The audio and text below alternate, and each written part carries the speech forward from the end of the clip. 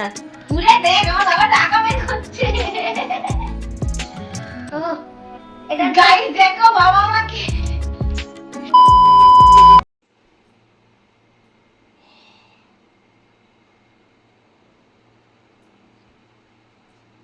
আজ আমার জীবনের একটা বিশেষ দিন, তাই আমার YouTube family and Facebook family যারা বড়রা রয়েছো তাদেরকে প্রণাম জানিয়ে, আর যারা ছোটরা রয়েছো তাদেরকে অনেক ভালোবাসা অনেক স্নেহ জানিয়ে সবার আশীর্বাদ নিয়ে আজকের আমি দিনটা শুরু করলাম।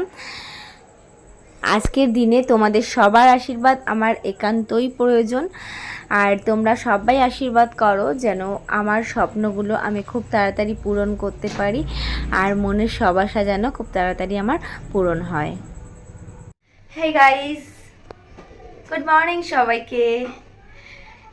কেমন আছো সবাই? আশা করছি সবাই অনেক ভালো আছো, সুস্থ আছো, আর আমিও ভালো আছি, আগের থেকে একটু সুস্থ আছি। তো দীপশর্মী লাইফস্টাইলে সবাইকে স্বাগত জানিয়ে নতুন একটা সকাল, নতুন একটা দিন, নতুন একটা ভিডিও শুরু করলাম। তো আজকে ব্যাকগ্রাউন্ড দেখে আশা করছি তোমরা সকলেই বুঝে গেছো যে আমি কোথায় রয়েছি। হ্যাঁ, ঠিক ধরেছো, আমি রয়েছি কিন্তু আমার বাবার বাড়িতে। তো কালকেই আমি বাড়িতে এসেছি, আর সেটা তোমাদের সাথে শেয়ার করা হয়নি কারণ ব্লগ শ্যুট করিনি। শরীরটা সত্যি বলতে খুব একটা ভালো ছিল না, আর যেহেতু একা এসেছি, তোমাদের দাদাভাই আসেনি, ওর যেহেতু অফিস রয়েছে, অফিস তো আর কামাই করতে পারে না, তো সেজন্য আসেনি, আমি একা এসেছি, আর সেই জন্য আমি কোনো ব্লগ শ্যুট কালকে করিনি। তবে আজকে ব্লগ শ্যুট করছি। সকালবেলা ঘুম থেকে উঠেই এখনও ব্রাশ করিনি, দেখো মাথা টাথা পুরো একদম এলানো, কিছুই করিনি। তো আজকের দিনটা আমার জীবনে একটা স্পেশাল দিন, তো আজকে তো ব্লগ শ্যুটটা না করলে হবে না। আর আজকে কি দিন আশা করছি তোমরা সবাই থাম্বনেল অ্যান্ড টাইটেল দেখে এতক্ষণে নিশ্চয়ই বুঝে গেছো। আর হ্যাঁ, আজ হচ্ছে আমার জন্মদিন। তো সকাল সকালে উঠেই ব্লগটা স্টার্ট করলাম। আমার সকাল বলতে কি, এখন জানো কটা বাজে? অলরেডি 10টা বেজে গেছে। তো উঠেছি ওই 9:30 নাগাদ, আর রাতে না ঠিকঠাক ঘুম হচ্ছে না কদিন ধরে, তার কারণ ঘাড়ের যন্ত্রণাটা প্রচুর বেড়েছে। আমি ঠিকভাবে শুতে পারছি না, শুলেই আমার ঘাড়ের ব্যথাটা বেড়ে যাচ্ছে। তো যাই হোক, ওইসব কথা বলে লাভ নেই। তো যেটা বলার সেটা হচ্ছে, ঘুম থেকে উঠেছি 9:30 নাগাদ, আর তারপর হচ্ছে এই এখন তোমাদের সাথে ব্লগ শ্যুট করছি, স্টার্ট করলাম এখন। তবে সকালবেলা এখন তাড়াতাড়ি করে স্নান করব, স্নান করে আমি পুজো দিতে যাব। আমাদের এখানে একটা মন্দির আছে, আর আমি তো লোকনাথ বাবার বড় ভক্ত, তোমরা জানো, তো লোকনাথ মন্দিরেই যাব পুজো দিতে। তো ভাবছি দাতুইকে নিয়ে যাব। সকাল সকাল ওরা চলে এসছে, এসেই আমাকে উইশ করেছে, ও এসছে, আদি এসেছিল, সবাই উইশ করেছে। আর বিছানায় যখন ঘুমিয়েছিলাম, মানে ঘুমটা জাস্ট ভেঙেছে, ভাই বেরিয়ে গেছে ভাইয়ের কাজে। তোমরা আমার ভাইকে চেনো না, কারণ আমার ব্লগে আসে না, তবে যদি পারি আজকে আমি শেয়ার করবো রাত্রেবেলায়। তো ও বেরিয়ে গেছে, আর ঘুম থেকে ওঠার সাথে সাথে এইটা দিয়ে বলছে নে শুভ জন্মদিন। মানে ওইটা কিনে রেখেছিল, গরমে পুরো গলে গেছে, যাই হোক এটা ফ্রিজে রেখে দেবো এখন। তো এই হচ্ছে ব্যাপার, সকাল সকাল দিনটা বেশ ভালোভাবেই শুরু হলো। তো এখন বেশি কথা বলবো না, এখন হচ্ছে দাঁত ব্রাশ করবো, ব্রাশ করে স্নান করবো, স্নান করে তারপর মন্দিরে যাব। তো চলো সঙ্গে থাকো, সাথে থাকো, ব্লগটা কন্টিনিউ করো, চলো। হেই গাইস, তো দেখো স্নান হয়ে গেছে, একদম নর্মালি যাচ্ছি, দেরি হয়ে গেছে, কোনো সাদা গোজার টাইম নেই। আর এই যে সালোয়ারটা পরেছি কেমন লাগছে জানিও, মারা হয়নি, লুজ রয়েছে, তো এটাকে পরে সেলাই করতে হবে। এটা কালকে রাতেই কিনেছি, মা কিনে দিল জন্মদিনের জন্য। তো ড্রেসটা কেমন হয়েছে জানিও। আর এখন যাচ্ছি পুজো দিতে। এখন হচ্ছে মিষ্টির দোকানে গিয়ে মিষ্টি মিষ্টি কিনবো, তারপর পুজো দেবো, মানে অনেকটা এখন লেট হয়ে যাবে, সুতরাং এখন আর বেশি কথা বলবো না, চলো মন্দিরে গিয়ে দেখা হচ্ছে, চলো। ফাইনালি দেখো আমরা কিন্তু লোকনাথ বাবার মন্দিরে চলে এসেছি, আর এই মন্দিরটা আমাদের বাড়ি থেকে কিন্তু খুব একটা দূরে নয়, ওই ধরো 10 মিনিটের রাস্তা, তাও আবার পায়ে হেঁটে। তো আমি আর ওই আমার দিদির মেয়ে মানে তাথইকে নিয়ে কিন্তু আমি তাড়াতাড়ি চলে এসেছিলাম, ঠিক 12টার মধ্যেই কিন্তু আমি পৌঁছে গেছিলাম, কিন্তু তারপরেও আসার পরে কিন্তু কেলেঙ্কারি ঘটে গেল। এত তাড়াহুড়া করে আসার পরেও, ঠিক টাইম মতন পৌঁছানোর পরেও কিন্তু আমার কাজ হলো না। মানে এটা তোমরা নিশ্চয়ই বুঝতে পারছো, তাও তোমাদেরকে বলছি। আসলে ব্যাপারটা হয়েছে, এই মন্দিরে নাকি পুজো হয় সকাল 8টার মধ্যে, আর বিশ্বাস করো এটা আমার জানা ছিল না। আমার বাবা বলেছিল যে এই মন্দিরে নাকি সারাদিনই পুজো হয়, সারাদিনই ব্রাহ্মণ থাকে। তো সেজন্য আমি সেইভাবেই এসছি যে 12টার মধ্যে আমি পুজোটা দেব, কিন্তু সেটা আর আমার কপালে হলো না। আমি সত্যি কথা বলতে জানতামই না যে 8টার মধ্যে পুজো হয়ে যায়, তাহলে আমি আজকে সকালবেলায় ভোরবেলা উঠেই আমি আজকে পুজোটা দিতে আসতাম। তো যাই হোক, উপোস ছিলাম, মানে কিছু না খেয়ে এসেছিলাম, তবে ওই যে অঞ্জলি অঞ্জলিটা আমার ভাগ্যে আর জুটলো না। তো আর কি করব, ওখানে মানে যারা ছিল ওইখানের মানে মন্দিরের কর্মীরা তারা আমাকে বললেন যে তুমি তোমার নাম গোত্রটা লিখে দিয়ে যাও, বিকেলবেলা 4টের সময় আবার পুজো হবে, তো তখন তুমি পুজোটা তখন করিয়ে রাখবো, তুমি পরে 6টার সময় এসে প্রসাদটা নিয়ে যেও। তাই আমি রীতিমতন তাদের কথা শুনে আমি সেটাই করলাম, নামগোত্রটা লিখে আর কি মন্দিরে রেখে গেলাম, পুজো করিয়ে তারপর বিকেলবেলায় কাউকে একটা পাঠিয়ে দেবো প্রসাদটা নিতে, তারা এসে নিয়ে যাবে। কিন্তু কি বলতো, মনে একটা আফসোস রয়ে গেল, প্রতিবার যেহেতু উপোস থেকে মানে একটা মন্ত্র পড়ে ব্রাহ্মণের কাছ থেকে অঞ্জলি দিয়ে পুজোটা দিয়ে একটা শান্তি ফিল হয়, তবে সেটা এবছর আর হলো না। যাই হোক, কী করা যাবে, পুজো তো দিতে পেরেছি, ব্যাস এটাই, তাই না বলো? মানে ঠাকুর তো পুজো নিয়েছেন, মানে বাবা লোকনাথ তো আমার পুজোটা নিয়েছেন, ব্যাস এটাই অনেক কিছু। এটা ভেবেই আমি মনকে আজকে সান্ত্বনা দিলাম। আর দেখো এই মন্দিরের পাশেই রয়েছে এখানে আর কি ভোলে বাবার মানে একটা শিবলিঙ্গ রয়েছে, এখানে শিবরাত্রিতে বড় করে অনুষ্ঠান হয়। আর তারপর জন্মাষ্টমী তো আছেই, জন্মাষ্টমীতেও আর 19শে জ্যৈষ্ঠ লোকনাথ বাবার তিরোধান দিবসও কিন্তু এই মন্দিরে বিশাল বড় অনুষ্ঠান হয়। আর এই মন্দিরটা কিন্তু মানে অনেক দিনের পুরনো মন্দির আর খুব বিশ্বস্ত মন্দির। আমি বিয়ের আগে প্রচুরবার আসতাম পুজো দিতে, তাই এবারও এখানেই আসলাম পুজো দিতে। তো যাই হোক, তারপর ওখানে ঠাকুর প্রণাম করে আমি বাড়ি চলে এসেছি। আর সেদিন যা গরম পড়েছিল, মানে কি বলবো, মারাত্মক গরম বলার মতো না। আর ঝাঁকে ঝাঁকে বারবার বৃষ্টিও আসছিল, কিন্তু তাও গরমটা কমেনি। তো আর কি করব, বাড়িতে তো পুজোটা তখন আমি দিয়ে যাইনি, আর মাকে বলে গেছিলাম যে মা আজকে কিন্তু পুজোটা আমি দেবো, তুমি কিন্তু দেবে না। তাও সেই জন্য মা স্নান করেছে ঠিকই, কিন্তু পুজোটা দেয়নি, আমার জন্য রেখে দিয়েছিল। আর আমি সেই জন্য বাড়িতে এসে দেখো আমি কিন্তু একটা নতুন নাইটি পরেছি, তো নতুন নাইটি পরে আমি ঘরের পুজোটা সেরে নিচ্ছি। আর আজকে জানো তো আর একটা শুভ দিন রয়েছে, মানে আমার জন্মদিনের দিনেই কিন্তু এবারে গণেশ চতুর্দশী পড়েছে, তো গণেশ পুজোটাও হয়েছে। আর ঘরে যেহেতু লক্ষ্মী গণেশ রয়েছে, সেজন্য আমি ঘরের ঠাকুরের জন্য লাড্ডু নিয়ে এসেছিলাম, আর লাড্ডু দিয়েই কিন্তু দেখো আজকে ঘরের পুজোটা সেরেছি। সত্যি বলতে আমার বাড়িতে আসলে এই পুজো না দিলে আমার তো মন শান্তি হয় না। তোমরা আমার যারা রেগুলার ভিউয়ার, যারা আমার প্রতিদিনের ব্লগ দেখো, তোমরা নিশ্চয়ই তারা জানো যে আমার এই বাড়িতে আসলে পুজোটা কিন্তু মাস্ট, মানে আমার ধরাবাধা, আমি কিন্তু পুজোটা দিয়েই থাকি। তো সেটাই আর কি করেছি। আর আজকে তো জন্মদিন, আজকে পুজো না দিলে তো মনটা কিছুতেই ভালো লাগবে না, তাই পুজোটা সেরেই ফেললাম। আর আমাদের গাছে কিন্তু আজকে অনেক ফুল ফুটেছে, সেজন্য দেখো আমি কিন্তু আজকে মন ভরে ঠাকুরের সিংহাসন পুরো সাজিয়ে পুজো করেছি। সিংহাসনে যদি ফুল না দিয়ে পুজো দেওয়া না যায় না, দেখবে মনটা ভালো লাগে না। মানে আমার তো মানে যখন পুজো দেবো তখন যদি সিংহাসন ভরে ফুল না দিয়ে সাজাতে পারি, মানে মনটা যেন কেমন একটা লাগে।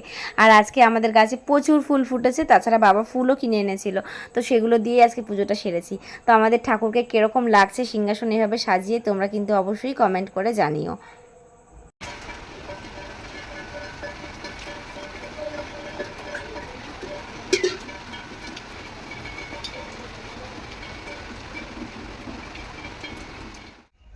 তো গাইজ সময় এখন বলছে ঠিক 3টে, আর এখন বসে পড়েছি দেখো দুপুরবেলায় আশীর্বাদ হবে এখন আর কি। তো এই যে এত মেনু নিয়ে বসে পড়েছি। তো সত্যি বলতে আমার জন্মদিন কোনোদিন পালন হয় না, তো মানে এই বাবার বাড়িতে তো কোনোদিনই হয়নি, তো এবছরই ফার্স্ট টাইম, মানে প্রথমবার হচ্ছে আমার জন্মদিন মানে এইভাবে। শ্বশুরবাড়িতে যাওয়ার পরে শাশুড়ি মা যতটুকু পারেন উনি করেন ওনার মতন করে, কিন্তু আমাদের বাড়িতে মেয়েদের জন্মদিন পালন করতে নেই। তো এটারও একটা বিশাল বড় হিস্ট্রি আছে, তোমাদের সাথে অবশ্যই শেয়ার করব, কিন্তু এখন নয়, পরে শুভ মুহূর্তে এটা খারাপ কিছু তোমাদের সাথে আলোচনা করতে চাই না, তো তোমাদেরকে পরে অবশ্যই বলবো। তো সে কারণে না পায়েসটা আমাদের মানে করা হয়নি, মানে আমি বারণ করেছি, মা বলেছিল একবার তাও করি, আমি বললাম না, যখন কোনোদিন করা হয় না করতে হবে না। তো পায়েস বাদে কিন্তু অনেক কিছু করেছে আমার মা কষ্ট করে রান্না, চলো তোমাদের সাথে এক ঝলক শেয়ার করে দিই, দেখাই দিকায়। তো দেখো এখানে রয়েছে ভাত, ভালো করে দেখা আছে তো, এখানে রয়েছে ভাত, এখানে রয়েছে পটল ভাজা, কাঁকরোল ভাজা, বেগুন ভাজা, কুমড়ো ভাজা, আমি কিন্তু খাই না, আলু ভাজা, তো 5 রকম ভাজা, ভাত, এখানে রয়েছে হচ্ছে চাটনি, এখানে রয়েছে হচ্ছে মিষ্টি, এটা হচ্ছে মাছের মাথার ডাল, এটা হচ্ছে আমুদি মাছ, এটা হচ্ছে রুই না কাতলা কি বলো ওই মাছ, এটা স্যালাড, জল, হ্যাঁ পাপড় বলেছি তো, পাপড়, যাই হোক এতগুলো আমার মা কষ্ট করে রান্না করেছে। তো চলো এখন একটু আশীর্বাদ করে নিই। আজকে পেলাম 2 হাত ভরে যা ছিল স্বপ্ন আমার, খুশির খাবে এই দিনটাকে। আরে না ঘুরে দেখ আমার বাবা টাকা বের করছে, এটা গাইস দেখো বাবা আমাকে 51 টাকা দিয়েছে, দাও এখানে আসো, 51 টাকা দিয়েছে, ওই যায় হৃদয় জুড়ে আজ কত সুখের হাওয়া চাঁদা দিয়ে মনে জানে মিটলো কখন এ মনের চাওয়া পাওয়া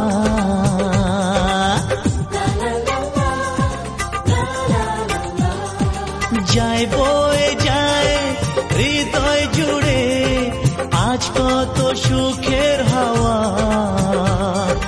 মনি জানে মিটলো কখন। তো আশীর্বাদ পর্ব ডান। আর এটা কিন্তু দেখো নতুন নাইটি পরেছি। এটা তোমাদের সেই দাদাভাই কিনে দিয়েছিল, এই বাড়িতে রেখে গেছিলাম, মা সেলাই করে দিয়েছে, পরেছি। তো চলো এখন খাবো। আর ওই যে ওইদিকে ওই দিদির ছেলে মেয়েগুলো এসছে, কালীগায় রয়েছে, শেয়ার করলাম না, তা তো যায়। তো ওদেরকে একসাথে নিয়ে আমি এখন খাওয়া দাওয়াটা করবো। সকাল থেকে কিচ্ছু খাইনি, জানো, খিদে পেয়ে গেছে, আর শরীরটাও খারাপ, চোখে কোথায় বসে গেছে রেখেছে, তাড়াতাড়ি এসে গেছে। তো সবাই মিলে আমরা এখন খেয়ে নেবো। চলো। A few moments later. Hey guys, তো গুড ইভিনিং বলবো না গুড নাইট বলবো আমি নিজেও বুঝতে পারছি না। তো সেই দুপুরবেলায় খাওয়া দাওয়ার পর তোমাদের সঙ্গে আর অন ক্যামেরা হয়নি। তো সন্ধ্যেবেলায় খাওয়া দাওয়ার পর একটুখানি ঘুমিয়ে গেছিলাম, তারপর একটু কাকিমার বাড়িতে গেছিলাম। তো সে কারণে তোমাদের সাথে ব্লগ কিছু করিনি কন্টিনিউ। তবে এখন আবার আসলাম অনলাইন। কী করছো? তো আবার এখন আসলাম অন ক্যামেরা। তো যেটা বলার ছিল, খাওয়া দাওয়াটা সত্যি জমিয়ে করেছি, খুব ভালো খেয়েছি, যার কারণে ঘুমিয়ে পড়েছিলাম। তবে বড্ড মিস করছিলাম একজনকে, তোমরা সেটা ভালো করে বুঝতে পারছো। মানে এবছরের জন্মদিনটা মানে বরকে ছাড়া পালন হলো, তো বরবাবুকেই খুব মিস করছিলাম। তো সত্যি বলতে ভালো লাগছিল না। তো ফাইনালি আমার বরবাবু চলে এসেছে, আর ও অফিস টফিস করে এসেছে। যেহেতু এখন কটা বাজে জানো? কোনটা দাও তো।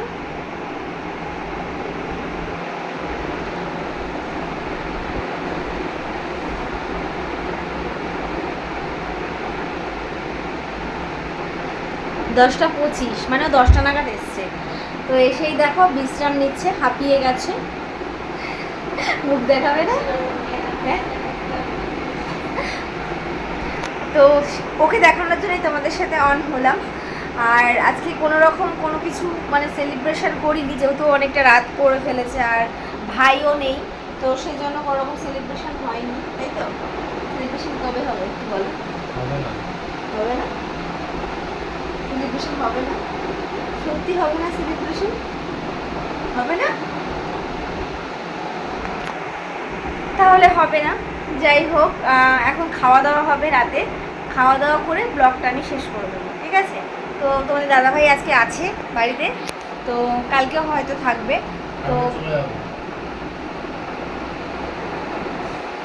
তো কালকে থেকে আবার নতুন একটা ব্লগ স্টার্ট করব। তো আপাতত এই ব্লগটা এখন মানে জানি না সারাদিন মিলিয়ে মিশিয়ে কীরকম ব্লগটা হলো, তো যতটুকু হলো সেটাই তোমাদের সাথে শেয়ার করব। চলো আবার দেখা হচ্ছে রাতের খাবারের সাথে। आओ खिलाऊ अंडा से पंडा। আন্ডা খেতে কে কে ভালোবাসো? ঠিক আমার মতন আমি কিন্তু ভীষণ আন্ডা প্রেমী। মানে মাছ মাংসের থেকে কিন্তু ডিম আমার ভীষণ প্রিয়, ডিম আমার খুব ভালো লাগে। তো রাত্রেবেলায় দুপুরের তরকারি ছিল, মাছ ছিল, সবই ছিল, কিন্তু তবুও না আমার ওগুলো দিয়ে খেতে একটুও ইচ্ছে করছিল না।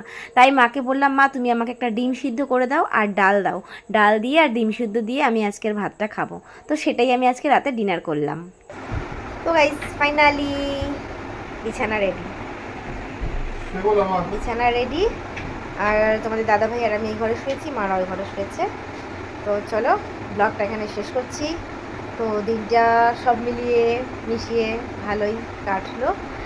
আর চলো ব্লগটা এখানে শেষ করছি, দেখা হচ্ছে আবার নেক্সট ব্লগে খুব তাড়াতাড়ি কালকে সকালে। তো ততক্ষণ তোমরা ভালো থাকো, অনেক সুস্থ থাকো। আর নতুন কেউ চলে আসলে অবশ্যই চ্যানেলটা সাবস্ক্রাইব করে যাও। চলো, আর অবশ্যই ফ্রেন্ডস ফ্যামিলিদের সাথে শেয়ার করো। তো চলো এখনকার মতন good night, sweet dream and tata, bye bye.